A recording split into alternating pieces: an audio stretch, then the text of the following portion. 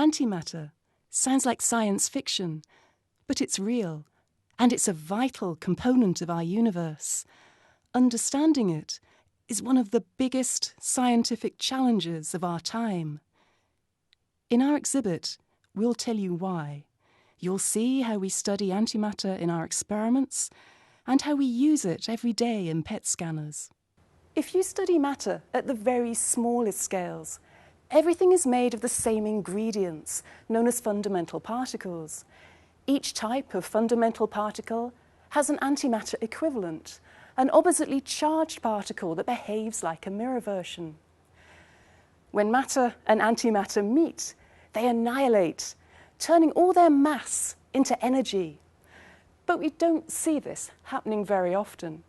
Antimatter is so rare that there's hardly any of it in the universe. It wasn't always like that, though.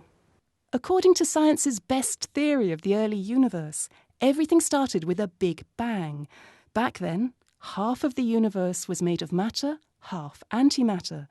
Fundamental particles annihilated antiparticles, creating new particles and antiparticles in turn.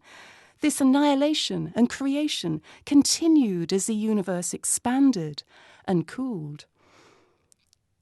This stopped less than a second after the Big Bang. From that time on, the universe has only contained the leftovers of those last annihilations. Because we're here, there must have been more matter than antimatter at that point. That means there must be something different about antimatter. We don't know what that difference is or why there should be one, but we must understand it if we're going to understand how we got from the Big Bang to here. In experiments at CERN, the European Organisation for Nuclear Research, scientists make and study different types of antimatter to try and understand more. LHCb is an experiment at CERN's powerful Large Hadron Collider. Here, matter and antimatter particles produced by the collider are studied and their behaviour compared. At the LHC, we produce both particles and antiparticles. We use the elements of the LHCb detector to identify these particles. For example, as positive charged particles and negative charged particles travel through the magnetic field of LHCb, they bend in opposite directions. And we do see a difference between the behaviour of particles and antiparticles. As well as studying antiparticles, antimatter can be investigated in larger objects.